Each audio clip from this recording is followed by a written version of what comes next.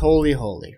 Welcome to the Church of the Doom Guy. I am your Archbishop, Evan, and with me this week is Archdeacon Liam Harvey.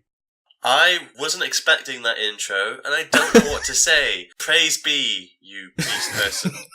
Hi. And Pope the Fourth, Kevin. I'm sad to be here today. I don't know. I'm confused. The lowly priest, Jordan. Oh shit, what up? Of course, this is also the PunchCast episode 4, but that's not important today, because what is important today is before I start talking about this, I know that a really unfortunate game has come out, and we are all broken up about it. It's really hard to talk about, I know, but we're gonna at least have to talk about it a little bit. This stupid, what is it called again? I actually just forgot the title. Homefront. The Revolution. Oh my god. Kevin, Liam, tell me about it. Thank you, Kevin, first of all, for getting me a copy, so I didn't have to pay for it. I feel bad for anyone who paid for this game. Like, wasn't it like a friend of yours had a code and he didn't want it, so he gave it on to you, and yeah, now he had no curse. interest in playing at all, and I was like, sure, I'll check it out. It can't be that bad, right? Well, who's played the first one? Like, because it came out 2008, I think, and it was this really small game. Actually, it really was small. It took about 3 hours to complete. It was ridiculous. But do you remember it? Have you played it? Do you know? Yeah, I played it and beat it back in the day. Yeah. It wasn't the worst thing in the world, but it was definitely nothing to like write home about. No, it was alright. Yeah. Like, you played it and you're like, okay, cool. And you're like, what's this multiplayer? And then you play one match and you're like, no. And then you don't touch the multiplayer. No, see, I did kind of like the first one. It came out at a time when there was quite a lot of games that had war, but didn't have much to say about war, and the whole Korean invasion stuff was really interesting. They obviously took a few cues from Valve and Half-Life, but all round it was a bit too flawed to really care about. And like I said, it was kind of way too short to even play, really. There was like just not a lot of meat on the bones. And so to have that game, which came out, 2008, or like almost 10 years ago now, well, 8 years ago, that took about 3 hours to beat. Now it's a open world, stuff everything inside this open world game, lots of stuff to do, and I can't see much of a link with the first game at all, so it's just like a really odd choice all around. It's just bizarre. It's open world? Yes. Yeah, it's like a What? Far Cry thing. It wishes it was Far Cry. Like, I had no idea. I thought this was like a straight up, like, yeah, it's a shooter. You play the level and then it's over. Like, I wish it was that crazy. simple, and maybe Now- it would have been better. Liam and Kev, enlighten me, because I've heard the story is... So, like, the first Homefront sets the stage. North Korea invades America, It's and shred down. all that war ensues. From what I understand, this game retcons the only other game in the series and then gives an entirely different narrative framing to why North Korea does that, or better yet, how they do it. Would you shed some light on this just immaculate narrative conception? It's so funny. It's essentially like there's like a North Korean Apple, and they like create pretty much everything, but then they put a super secret backdoor into every single product that they sell America. And one day they're like, nope, and like they turn off all the military, and they pretty much like take out they wipe out the US, and it's super goofy. Yeah, it's I can't remember the first game too much, to be honest, and then there's like a quick recap at the start of the new game, and I just assumed it was that story, but with all the blanks are filled in because I can't remember. I can't really answer your question, but that kind of speaks to how good the first game story was, I guess, is that I can't remember too much of it. But like, the story of the game is one thing, but like the story of how this game got made and the journey it's gone through is like a far more interesting. And like, what was it? So the team behind the first game, they closed. Then the series was moved to THQ Montreal, I think. Then Crytek. Then THQ closed. Then they got picked up by a different publisher, Deep Silver. Then Crytek, quite a lot of the team, they went bankrupt and walked out. And then Deep Silver had to buy the property, set up a new studio, and then delayed the game for about 2 years. And now finally it's out in the same week, kind of basically as Doom, and it's not done it any favours. One is far better than it's the other. You know, it was so interesting, and we are going to talk about Doom for, I think, pretty much the rest of this show. You but know what's gonna happen. It's the most interesting thing playing them back to back, because one aims to cut all the fat from modern shooters, to go back to basics, while concentrating on the core mechanics of firing a gun. In Doom there's a heft and a weight to each weapon, and the way you move is slick and fast.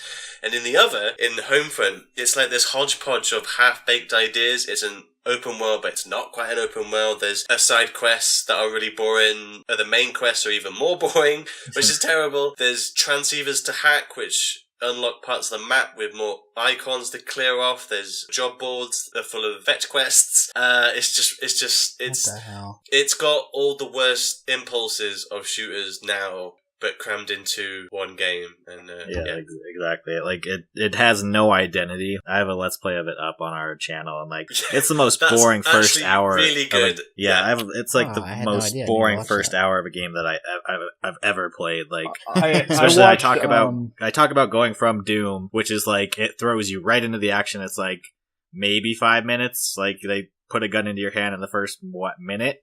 Like there's cutscenes or whatever, but it's like after playing that, like it made the game even worse because it tries to be Far Cry.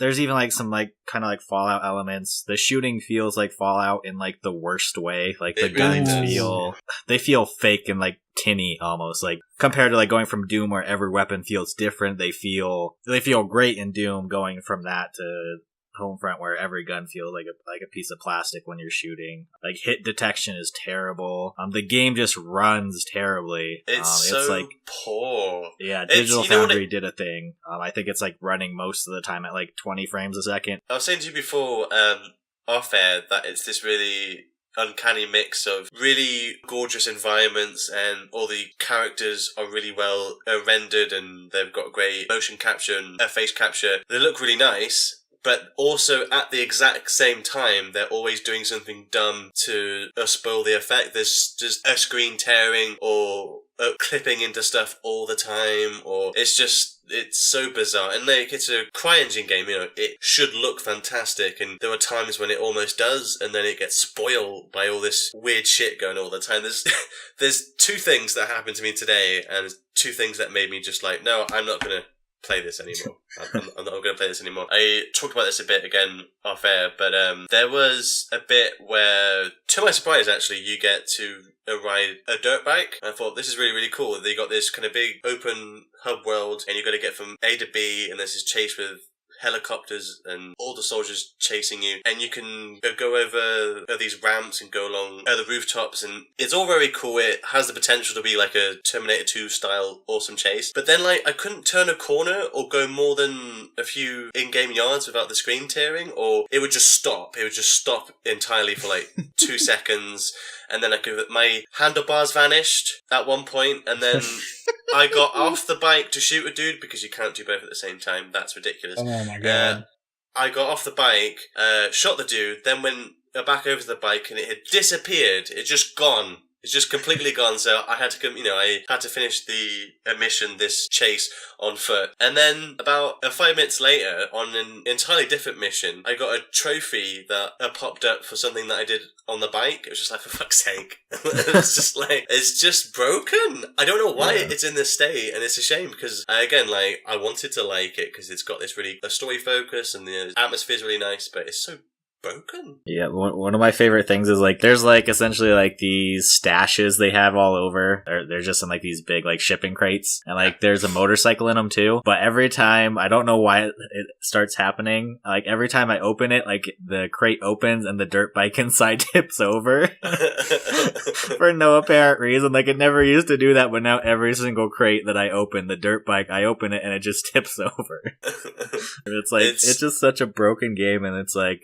you feel bad because it has gone through like such hell, but it's like it's just a bad game, because occasionally I may not finish a game because I have so much other shit to play, like Ratchet and Clank. I'm still kind of meandering through that, but Homefront is a game that I'm just gonna stop playing. I've played maybe 5 hours, and it's just like it's not fun to done. play. It's just it's broken. At the point where your map starts to fill up with all this junk, just like in every other fucking open world game. I'm just like, I didn't even care about it in those games which play better. are mechanically much, much better. I'm sure as shit not going to do it in this game, which every couple of paces, the game just stops and freezes, or whenever there's a change between a dialogue, a cutscene type thing to actual gameplay, there's hitches all over the place. It's just, it's such a weird game because it looks AAA as fuck, but it plays like a really poorly optimized indie game sometimes. It's just it's awful. Anyway, Homefront. Don't buy it. Yeah, don't play it. It'll be a free PlayStation Plus game in a year, and you can try it then, and maybe it won't be so broken.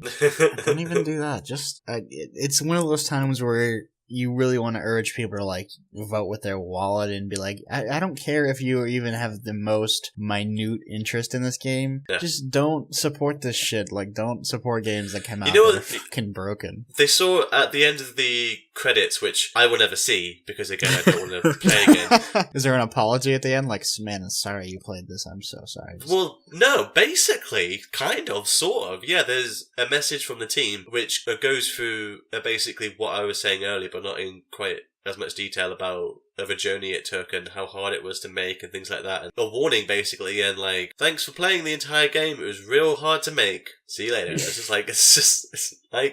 what game does that? It's odd game. That again, I would like to hear the story behind it because it's just a weird game to have out on the shelves right now, especially. So yeah, one of the lines that is in that is Homefront has been in development for just over 4 years, and the path has not always been a smooth one. It's most people will never see that. It's don't need to play it. The one thing I did like about the first Homefront was it wasn't a very well written game, but it did have some interesting story and aesthetic moments. One thing, and I haven't touched the game in years, but one thing that stuck out to me was there was this one chapter where you were heading out to a farm to meet up with some resistance people or whatever, and along the way you came into contact with these loyalists, people who were native, born in America, but who are loyal to North Koreans who are going to rat you out. Is there anything interesting narrative-wise going on? Because I watched the first hour of it, and it seems pretty really, really self-serious, but really, really laughably so. There's a white mayor of Philadelphia. That's as far as I understood anyone being a loyalist. I've only played maybe the first 3 hours, and again, that's all I am going to play. But it's with the prologue, which you might have seen, Jordan, the first hour. It's very a stop and start. You get introduced to a bunch of characters, they quickly die, and then you get knocked out, and then you get introduced to a second tier. They also die shortly after, and then you meet the leader of the resistance, a walker, who is useless as fuck. He almost dies as well. And then you're just left to go around and do missions. All the characters that I met spoke terrible dialogue, really ham-fisted stuff that isn't even bad in a good way. It's just, it's just kind of cringy. But it's weird though, because they look so great. You can appreciate the environments. The characters look great. It's just that uncanny thing where everything else that they're doing otherwise is objectively awful. There is that great moment though in the first 10 minutes where Walker's getting almost killed and you throw a phone at the bad guy's face.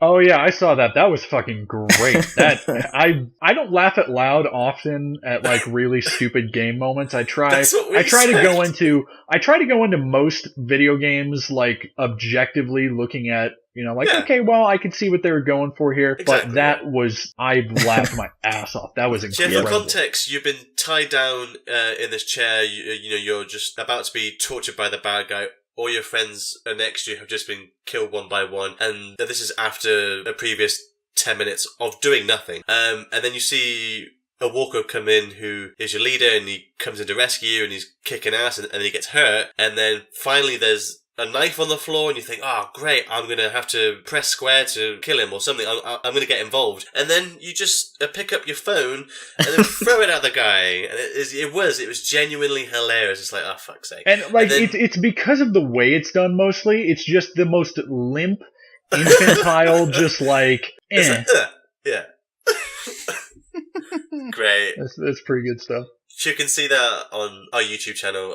Kevin, like you said, did a Let's Play, and it's just... Yep, it's I just laughed great. pretty hard at that. There's a point where a lady tells you to pass some gas, which I laughed at. like a 10-year-old boy. I'm just sad because like my recording cut out, but like the one of the dudes sounds like Sylvester Stallone, which is great. Yeah, I know that's about it. So yeah, anyway, just to cut a long story short, it's just, it came out at a wrong time. It probably should have come out in like another year's time, probably, just to give it that little extra something. But even then, what's there is really uninspired, and you should go play Doom. We should go play Doom instead. How about that? Please, God, don't play Homefront. If you did, take it back right now. Say, I'd like Doom, please, and then leave. Because I wasn't going to get Doom. Remember on last week's episode, I was like, I quote, I have no I don't interest give a fuck in about, Doom. I have no interest in Doom, I don't give a fuck. Then I was hearing Kevin talk about it, I was like, oh, okay, this is cool. And Kevin and me have quite a similar taste, but not the exact same taste. So it's like, whatever. But I kept on hearing it from Evan, who played it next, and then John. I wouldn't shut up, yeah. And then especially you, because you don't like anything. Come on. You do, but don't start that on this show, too. You know what I mean? You know what I mean? Yeah. You can be a bit grumpy. But with this one, all I've heard is like just love for Doom. I would and it's not great. stop talking about it, yeah. It is the best shooter that I've played in years. How about that? That's pretty good. I don't even know where to begin to describe the game and how much I love it so much. Like, I expected to have a good time. I was like, it'll be a fun game. I red boxed it at first. I was like, I don't know if going all in for 60 is worth it here. Like, maybe I'll just play through and be like, yeah, that was fun. Just like kind of the same way I play Uncharted, right? Where it's like, rented it, had a good time with it, enjoyed it, take it back. Good, I spent $9. I'm happy with that. But this game, I was almost instantly like, within, 20 minutes, I was like,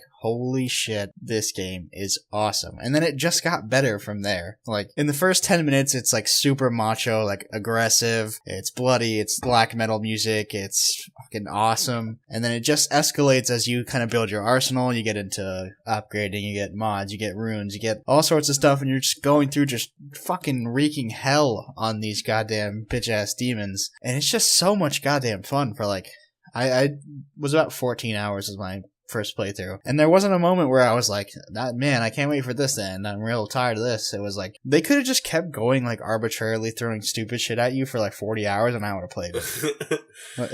That's because unlike any shooter that I think I've played, which has other things going for it for sure, kind of maybe it's got a better story, it's got this, it got that, this is the best shooter that I played. Every moment of playing that feels right, it feels exact, it feels so much fun, like you said, and I can't get over it. Like, I had no expectations. I didn't like Doom 3, I didn't like the demo I saw at E3, I didn't like the beta, so, whatever, I was like, I'm not getting this game, and then I'm very glad I did, though. I was gonna say, Evan and I were like in a similar situation where I was like, oh, I'll just redbox it, play through it once, that'll be it. But I ended up getting the platinum just because it is so much fun, and like just mechanically, like the weapons, the upgrades, everything about it is great. Like some of the environments are like a little bit repetitive, but I didn't even care about that. Like most games, if there's repetitive environments, it's like, oh, this kind of thing again. But with like the enemies, the weapons, everything else that was happening was like so much fun, and I spent probably at least, I would say 30-40 hours in it. And I even played a little bit of the multiplayer, which once I was used to the way like single player control, I actually enjoyed the little bit of time I spent in the multiplayer. Like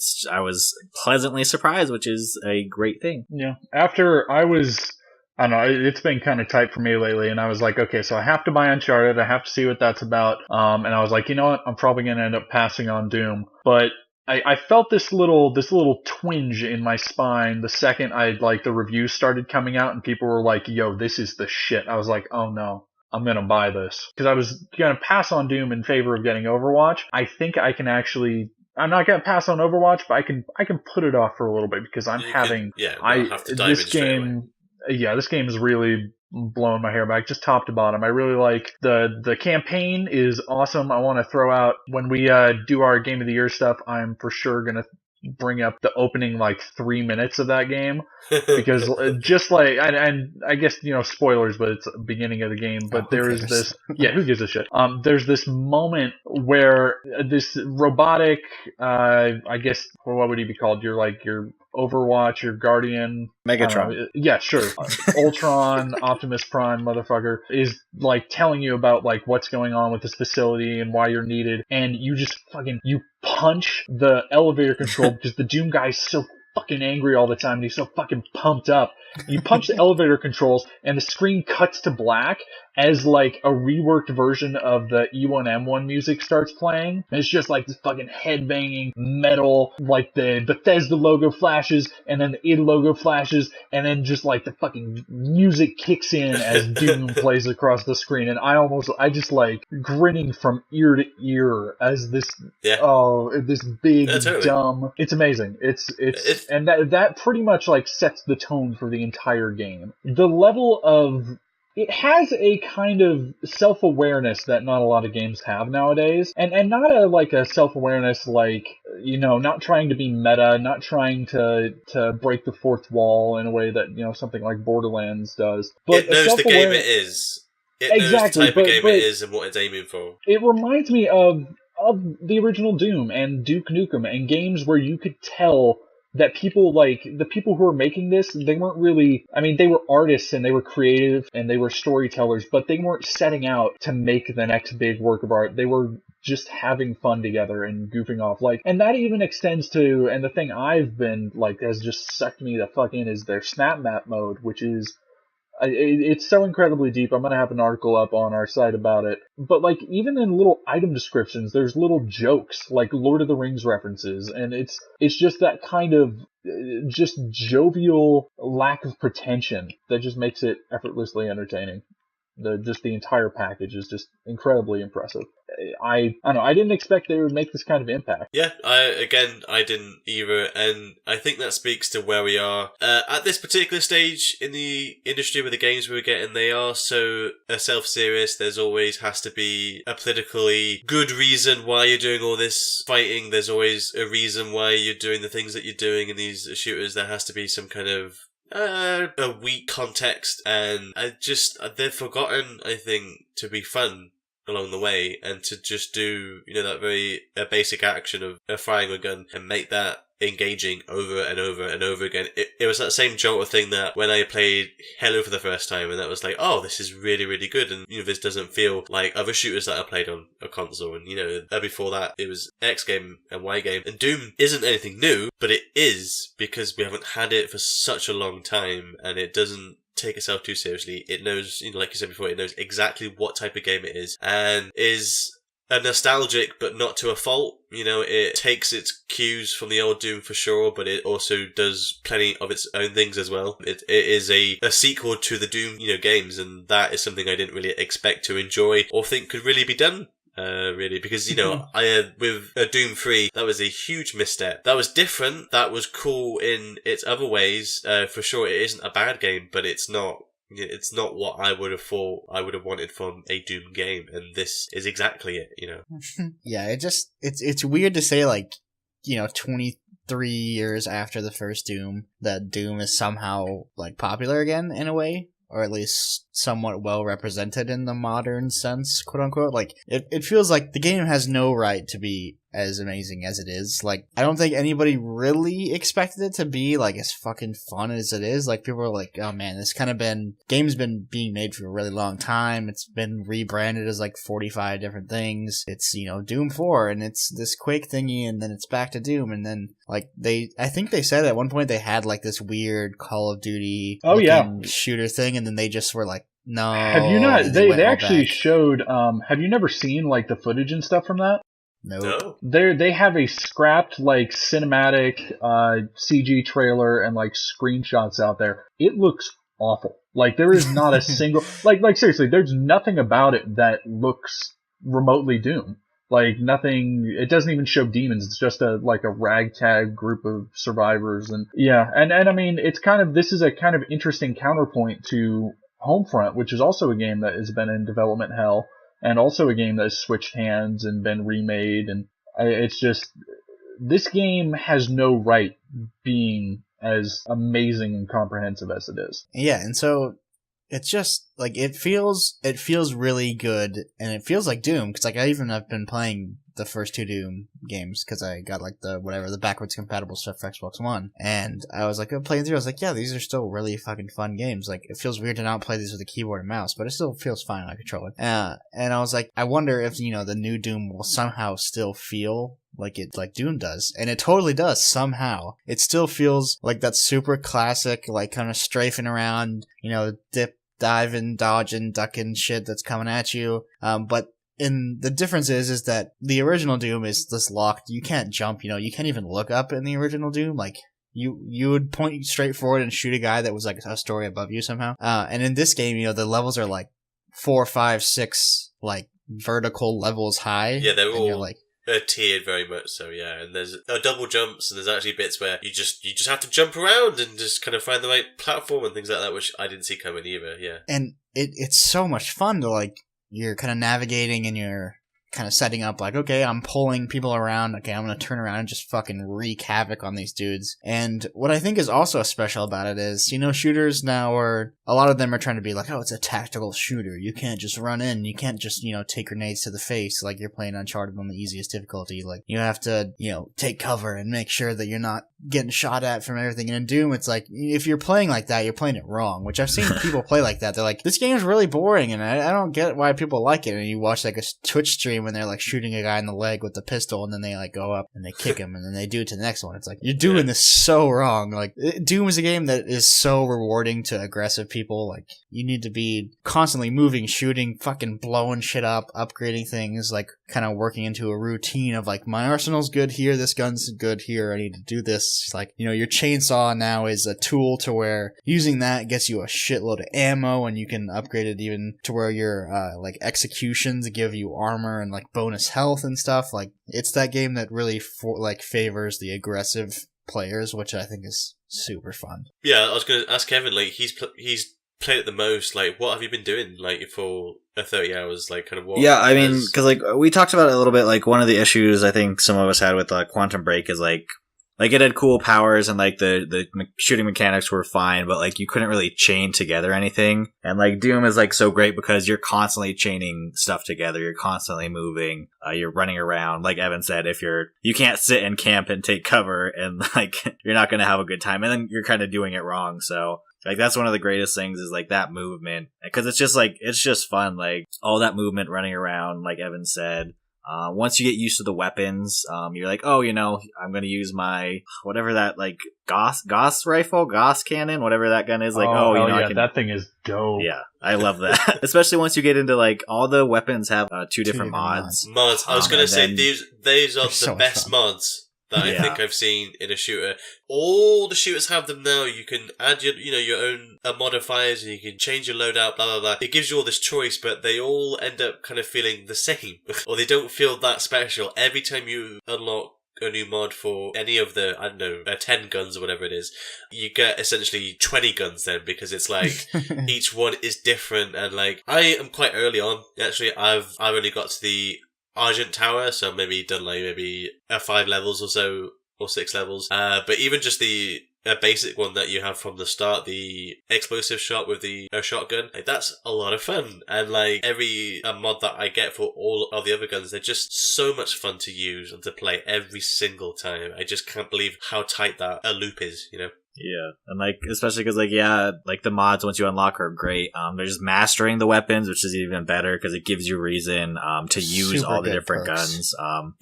Tell me about that, because, again, I am not into that far at all. So what happens when you master one? Yeah, essentially there's, like, a special perk once you, usually it's, like, kill a certain amount of enemies a certain way with a weapon, and then it unlocks the mastery. So it gives you reason to use different weapons and to use, like, both of the different mods. Because, like, one of the weapons, it's I can't remember the name. It's essentially, like, the machine gun that shoots the balls of light or whatever. The pulse rifle? Or the plasma rifle? Whatever it is. And, like, I'd hardly ever use that, but I wanted to get all the masteries. And then once I started using it with, like, it has, like, a shock mod, essentially. And I was like, oh, holy shit, this is actually really cool and really useful to stun, a big enemy or a group of enemies. So it, like, gave a ton of reason to try out all the different weapons. And once you get the masteries, that even adds like a whole new facet to each of the different weapons and using them in different scenarios. So I had a blast running through the campaign. I bet.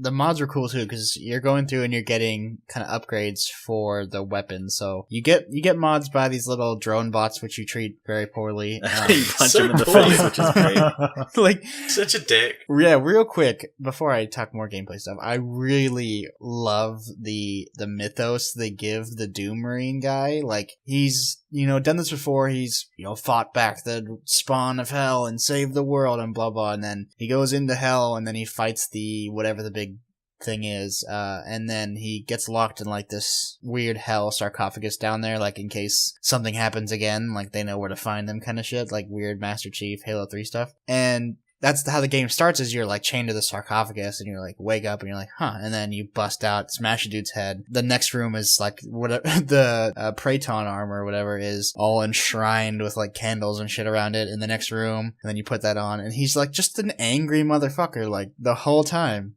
Like he's kind of like a blank slate. Obviously he's not voice acted, he doesn't emote, he doesn't do anything except smash shit and kill like demons. But he's so charming in a way that, like, I know, in their weirdest way.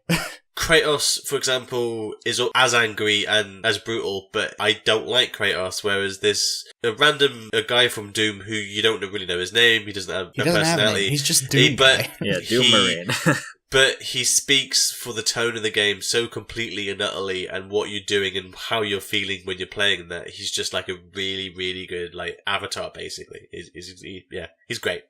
Yeah, because like to kind of compare, obviously, like I enjoyed Wolfenstein, and Wolfenstein, it gave BJ like more character, but I'm definitely glad they didn't do that with this. Like, oh, Doom Marine has a family that he needs to get back or something dumb like that. Like, I'm so glad that they handled it in the way that they did. I don't think that would suit for Doom for sure. Yeah. He's just like this perfect godlike killing machine, to the point where, like, Liam, you'll get there eventually when you go into hell and you're kind of milling about. If you're looking a little bit, you'll see these kind of green tombstone looking things, and they're like these weird demon journals, and you go up and press them, and he, like, the weird voiced demon guy will tell a story about the Doom guy, about how he just, like, demons are so fucking afraid of him because he just brings death and, like, nobody can stop him. Like, they tell the story of where he fights, like, this giant demon thing, which you kind of go into, like, its corpse at one point, and it's super cool. And it's like, we thought this guy was unkillable, and then he came back dead because the Doom Marine guy is just, he can't be killed. He's invincible. And like, I like the fact that they've taken just like the most generic name,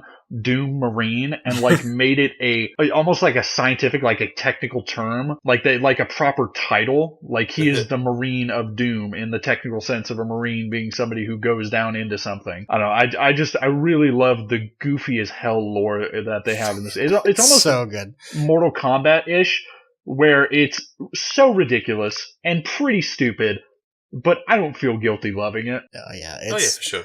It is like dumb in like a little bit tongue-in-cheek and somehow the best and smartest way possible. Like, it seems like so easy that someone would just sit down and be like, yeah, he's just a Doom guy, he kills lots of stuff, he did a lot of things, and it shouldn't work. We're gonna put this in the game. And then everyone's like, fuck yeah, this is awesome. Yeah. Like, one of my favorite lines, I forget exactly what Samuel Hayden, like the CEO, says, but he's like, there's a bunch of demons, but I'm sure you'll enjoy yourself, or something like that, because it's just so tongue-in-cheek, but it's like, go kill stuff, have a good time. I think, isn't he trying to tell you where the BFG is? And I don't remember, but he's like, everything's all fucked up down by that place, but you're gonna go down there anyways. I know you are. Yeah, exactly. Yeah. He's like, you'll have a good time. Don't worry about it. It also has that thing where, say in Uncharted, you're like picking up an AK or whatever, and it's like, okay, it's a gun, shoot.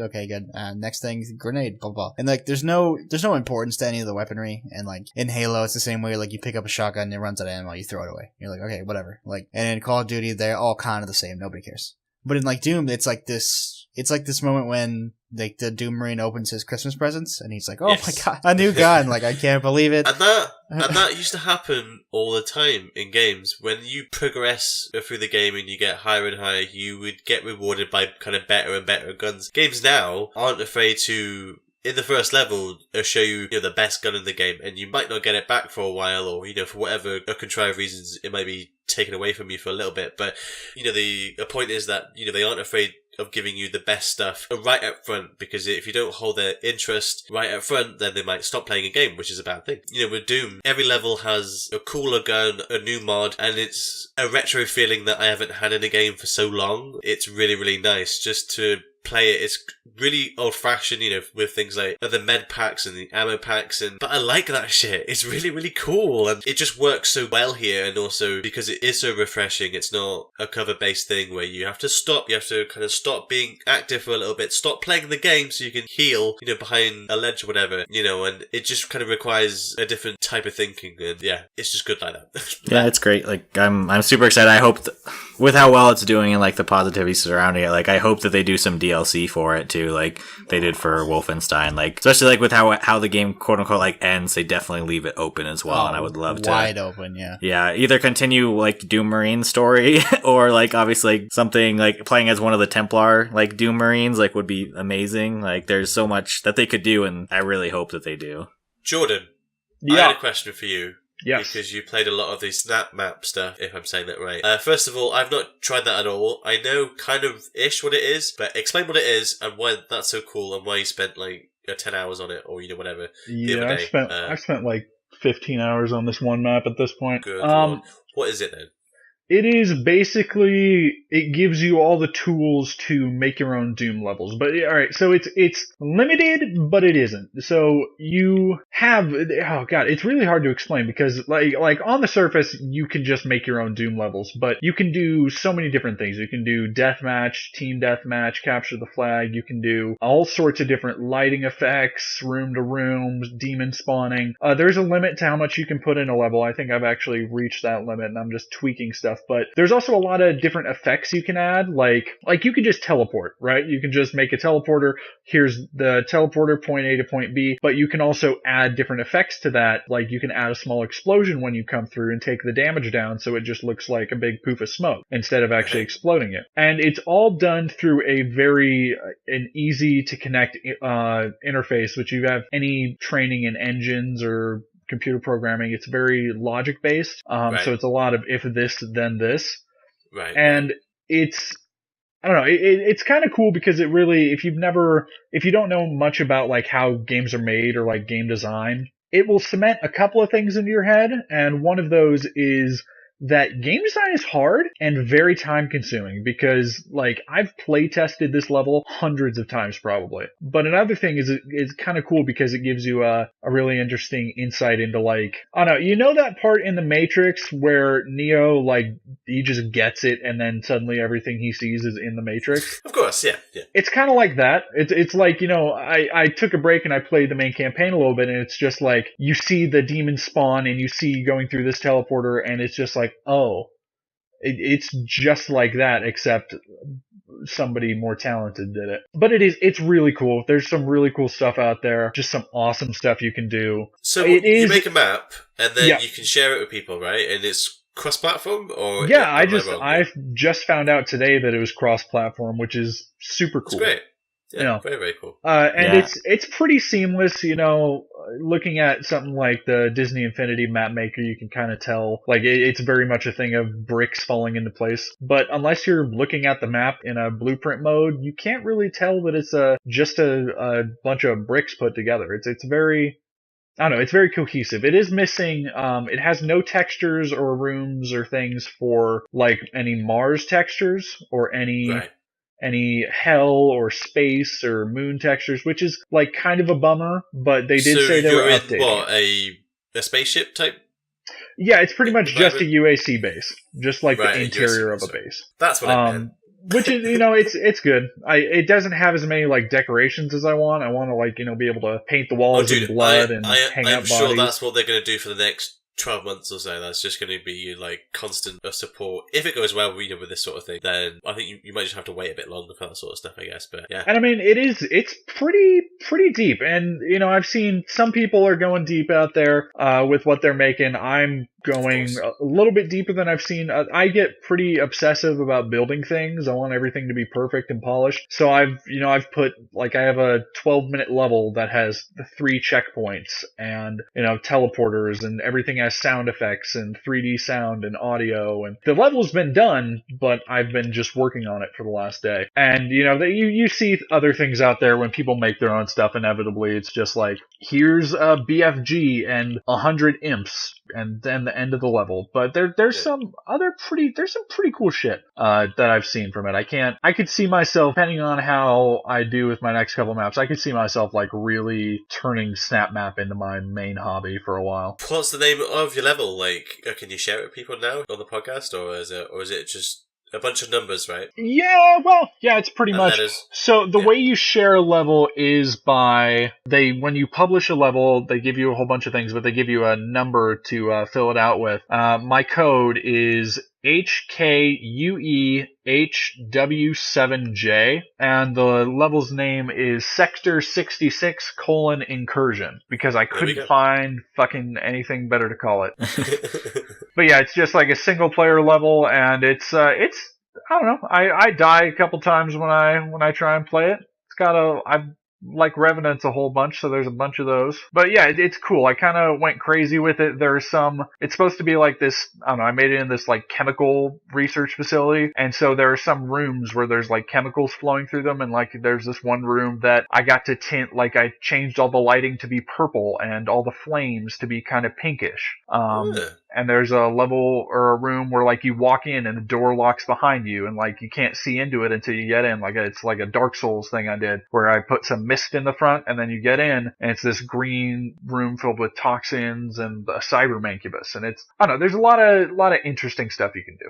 I think I told you guys earlier, it has the kind of depth that I've wanted for a really, really long time from a building mode, but I still want more. I'm insatiable. Yeah, it's like the best way I've seen it described. Like, not to like do a generic, but it's like Super Mario Maker with Doom. Like, it gives you so many options, and that's definitely something that I think they showed it off a little bit, and like no one really thought about much about it.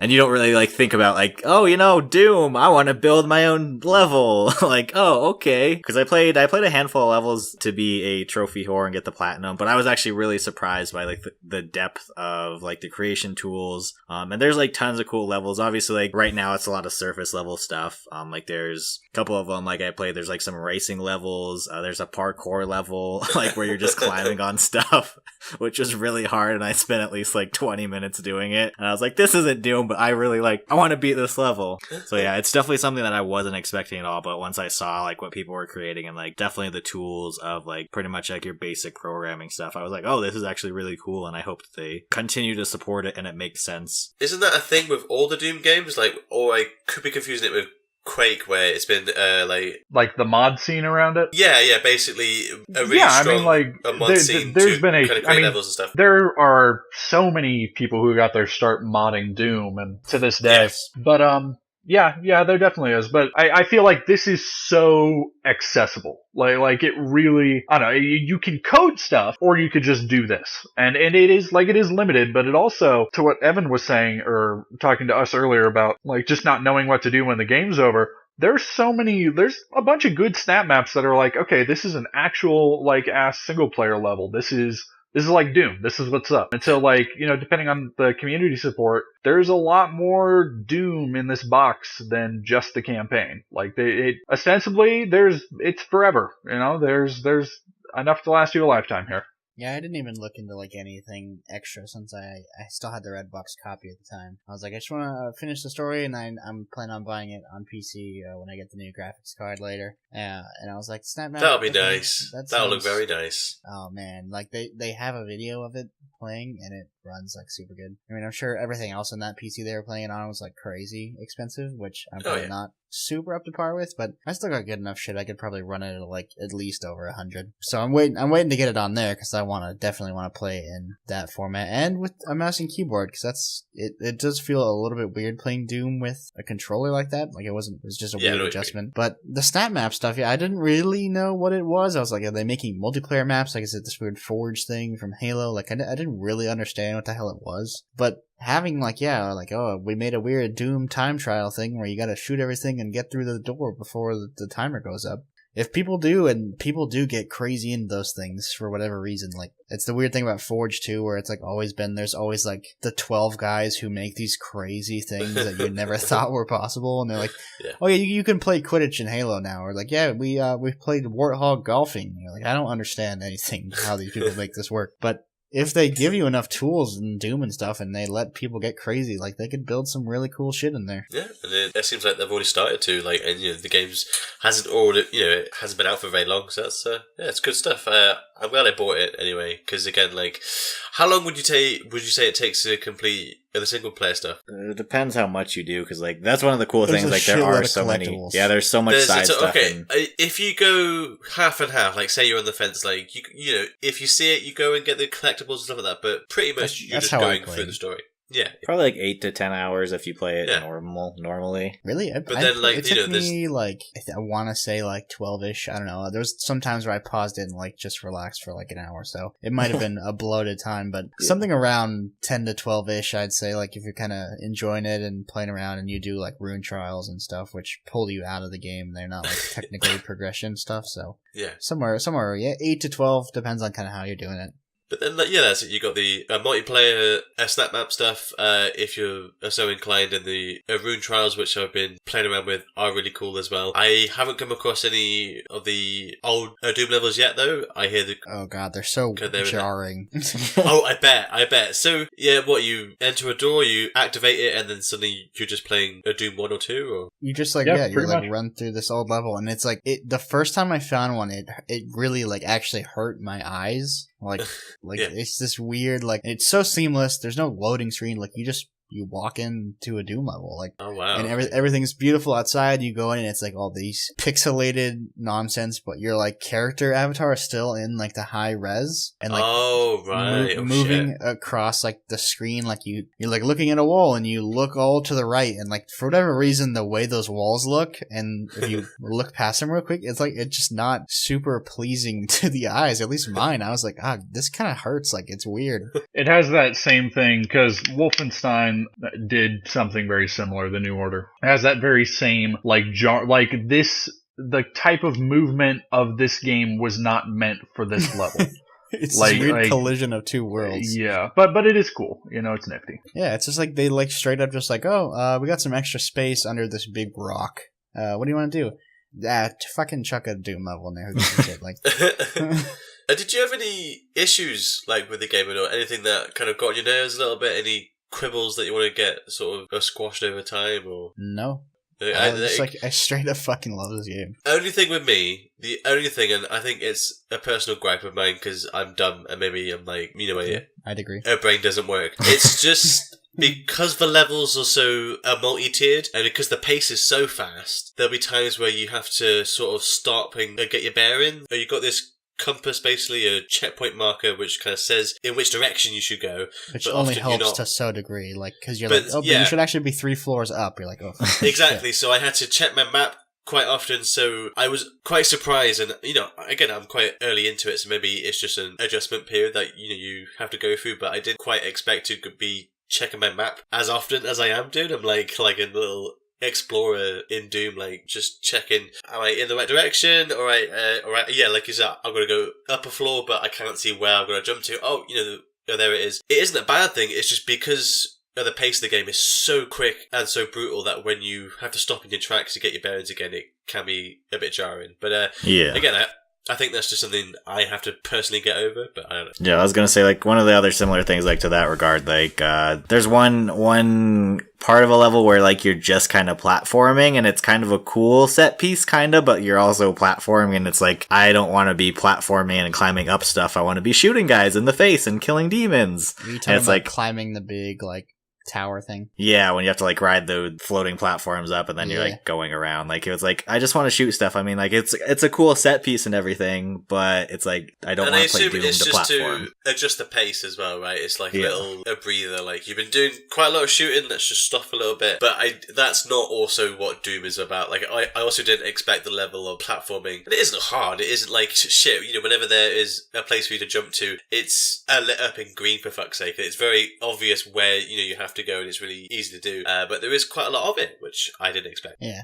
I mean, and the platforming it's whatever. It's like Uncharted platform where it's there, and I just don't really care. Like it's there. Okay, awesome. Yeah. Like in Doom, it's a little bit better because you can play with like they're smart about making sure that all these enemies you can't like climb up on a box and they can't get to you. Like they will get to you. It doesn't matter. Oh, yeah. They'll fucking climb up there too. Like, and with the level design, now you're talking about how it's kind of like jarring every once in a while because you can't figure out what the hell you are. Like, Yeah. I kind of liked it actually. Like I wasn't sure where to go, or like I'd just get lost in the moment of like slaughtering my way through, and then I'd see like, oh hey, there's a shiny barrel thingy with a dead guy with a chip in it for like my armor set, way off in that direction. I'm just gonna go figure out how to get there. Like, and then you like check your map, you're like, okay, gotta go up, left, and I thought it was kind of a testament to how fun it is just in general, and how cool and how many like good useful secrets there are in the game to where you can get lost in a level. You really can get lost just kind of finding these bits and pieces, and I've only found like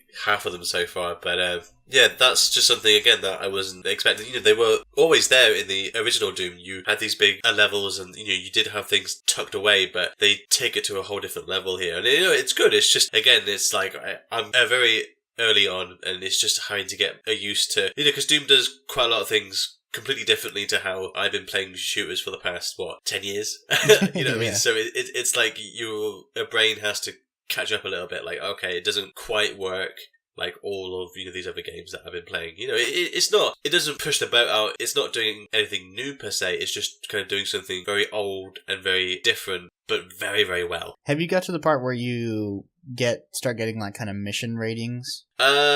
Yes I have, yeah. Which is also another thing where they nudge you in the direction of like, hey, get kind of creative with the way you play. Like, running around with the pistol shooting stuff is not the right way to do it. Like, you want these extra upgrade points and all this cool shit, like, get fucking crazy. Like, run in there, shoot a gun, throw a grenade, bounce off a fucking wall, die like 5 times, and try it again. Like, pick up the quad damage or pick up Berserk and literally rip people apart with your bare hand. Like, and I love the power-ups too. I love them. A red barrel, the old red barrel trick of exploding shit, yeah. They're so good. They are so much fun to explode in this game. It's unbelievable. They are in, again, all other games, it's like a trope, right? But again, they just look so goddamn gorgeous in this game, and it just, everything reacts to all the explosions. It's just very cool. And the most part for other games are like red barrels. Oh man, you better watch out for those. And Doom, you're like, fucking red barrels, dope as shit. Like a pinky comes charging at you, and you're like, shoot, boom, blow your ass up, bitch, and like it fucking, you run up, break its leg off, beat its own face in with its leg,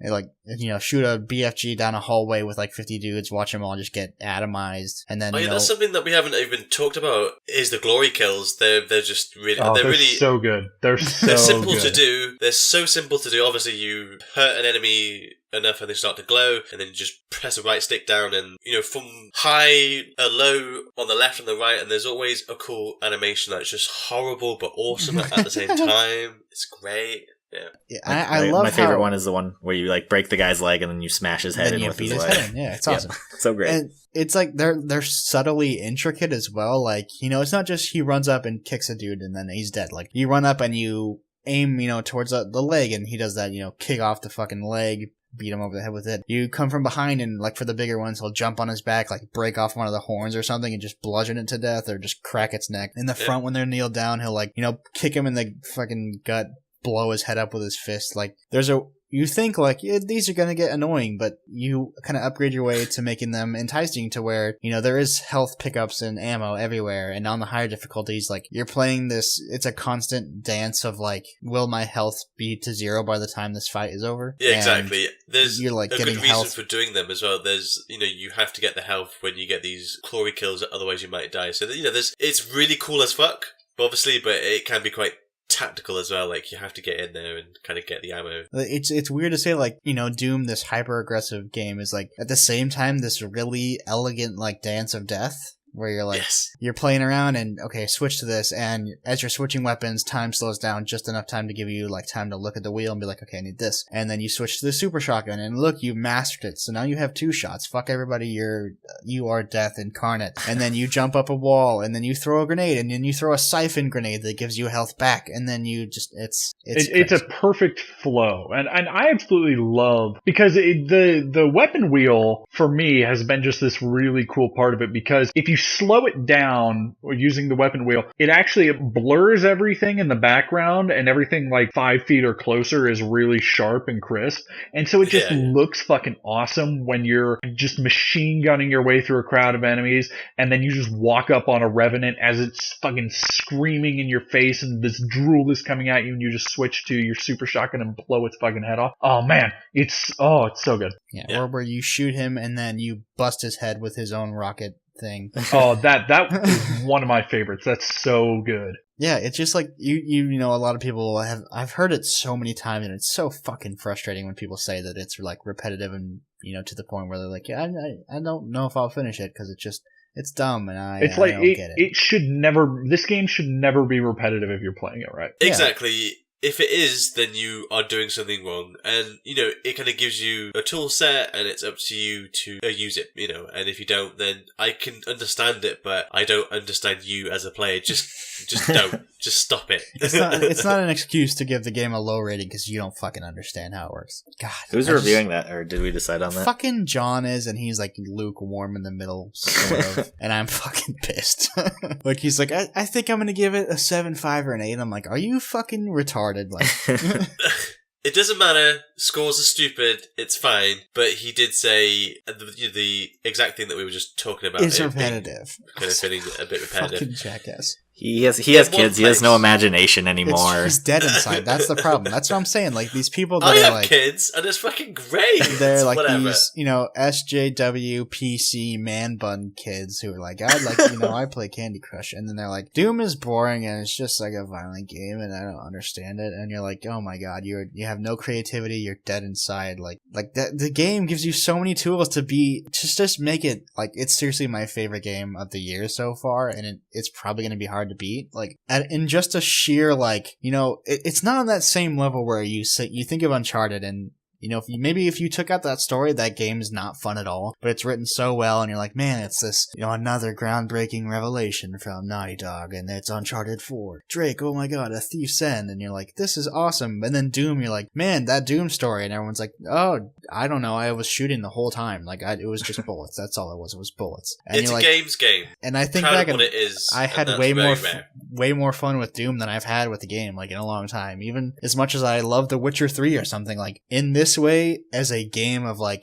I'm gonna come home from work, I'm gonna make myself a nice drink, I'm gonna fucking sit down and just shoot shit for 5 hours straight, and you're just like, it's so much goddamn fun. Yeah, no, completely agreed. I can't wait to play more of it as soon as the show ends, which probably should be soon, because it's just good. It's just a good game. Please go buy it. If you were on the fence about it, which I was. Don't be. Last week, I really wasn't going to get it, and then, like what always happens, everyone talks me around, and I bought it when I shouldn't have because I'm poor. And I'm glad I did. Whatever. Yeah, exactly. Yeah, I mean, it's just, everybody's kind of, they're on the fence, but a lot of the critical reception has been really, really positive, and I really hope that they see that, like, I'm buying the game to play it again because I want them to know that their game is fucking awesome, and it deserves more than me redboxing it. Yeah, you and I were on the same note of that. Like, I was playing it, I was like, holy shit, if I wasn't broke right now, you know, I'll buy it. And I'm gonna buy it in the future just to support it. I'll give it to my brother or something, but I'm like, yeah, like, that's, when a game makes you feel something like that, you know, it is something